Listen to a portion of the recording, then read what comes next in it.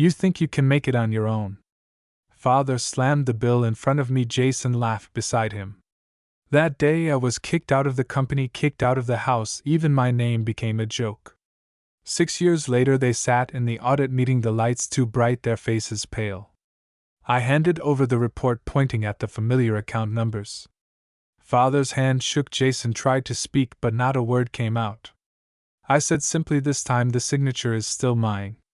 That day I became the joke of the whole family.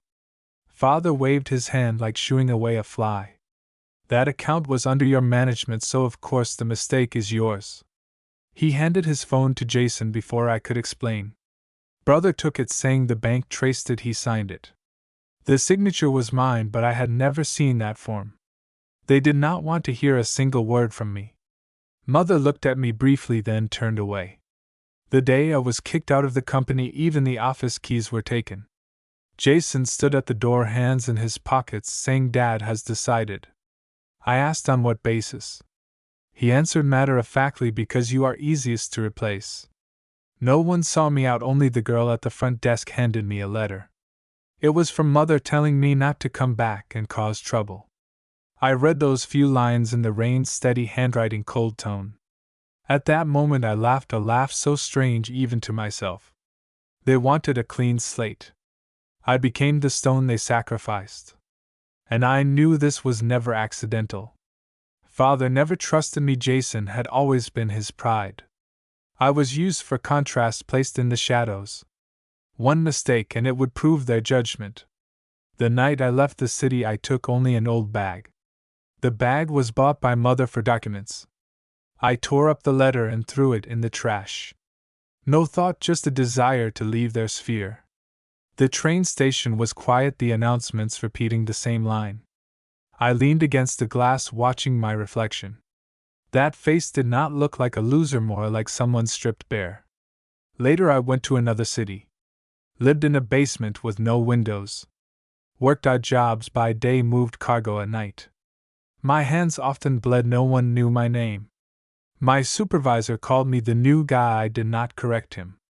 I learned to live in silence, not complaining, not explaining. Sometimes at night I dreamed of that conversation, Father's laughter so real. The next year I went to night school. Tuition was cheap, but I had to work 2 jobs to pay. When the lecturer taught financial management, I scribbled notes nonstop. It was the first time I truly understood the logic behind the numbers. I started looking for that error in the accounts, wanting to find the loophole. Found it at 3 in the morning. The warehouse lights flickered twice. The account numbers in the file belonged to Jason's personal account. I looked at the numbers, no excitement, no anger. I just closed the laptop and poured a glass of cold water. I knew then revenge was not shouted. It required time, planning, and enough silence. I learned to wait and to hide. The 3rd year I changed jobs, joined a foreign company audit department. My boss asked why I wanted to do this line of work. I said I was good at spotting mistakes. He smiled, said that was a good reason. I stayed there 5 years. From assistant to supervisor, almost never took leave. Colleagues said I was cold. I did not argue. I only knew I was approaching a goal.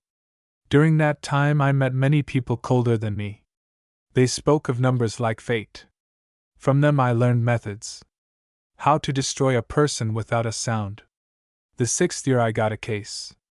The client company was Father's new project. I recognized the name immediately. I said nothing, just agreed to take it. The department head asked if it was convenient. I said it's just an ordinary audit. He nodded, handing me the files. Jason's name signed on the documents. The flow of funds almost identical to that old bill. I knew they could not change it. Habits are stronger than crime. I started checking each page like rereading old events. At night the office empty printer sounded like breathing. I marked every anomaly in red. The papers gradually filled with red marks. 3 months later I submitted the report. The head said this company has serious problems. I just nodded, did not explain I knew those people. A week later they were called in. Father did not show. Jason attended with a lawyer. The light's too bright, he frowned when he walked in. Seeing me, he froze. I looked at him and said, "We have met." He said nothing, just whispered to the lawyer. I handed over the files, pointing at the key page. The account appeared under his name. The lawyer flipped a few pages, face changed slightly. Jason tried to grab the file, blocked by the head. He shouted, "This is a fake account." I said calmly, "I know these fake accounts well." He said nothing more, just sat down. The investigation lasted half a month. I was asked to assist with evidence. Every step I followed procedure, neither more nor less. Someone hinted I could avoid it, I refused. I only wanted to see the result appear.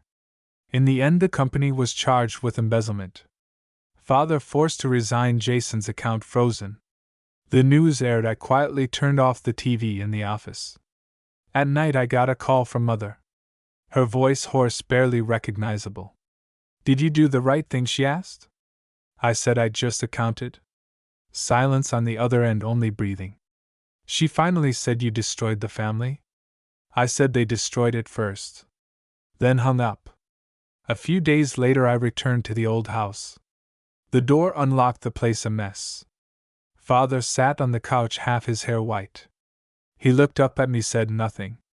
I walked over, placed the report on the table. He said, "You won?"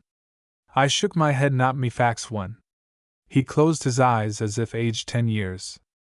Mother came from the kitchen holding a wet towel. She froze, seeing me. "Why did you come back?" she asked. I said, "To take back what belongs to me." She lowered her head, stopped wiping for a few seconds. I passed by her. She did not look up. In that moment, I understood she too was in punishment. I entered my old room, everything cleared. Jason's awards on the wall. I smiled, took one, folded it in half. The wind outside moved the curtains lightly. I remembered the day I left years ago, the same wind. The difference, then I was forced out. Today I walked in myself. Before leaving, Mother stood at the door. Her hands still shaking. "What will you do?" she asked. I said, "Live my own life." She bit her lip, seemed about to say something. Finally just said, "You have changed." I smiled, answered, "I have always been this way, you just misjudged me." Then I turned, no looking back. The sky outside gray, as if it would rain. I walked to my car, wind blowing my coat. The door closed softly behind me. A muffled sound inside, like glass breaking. I did not look back nor stop. Revenge never needs noise.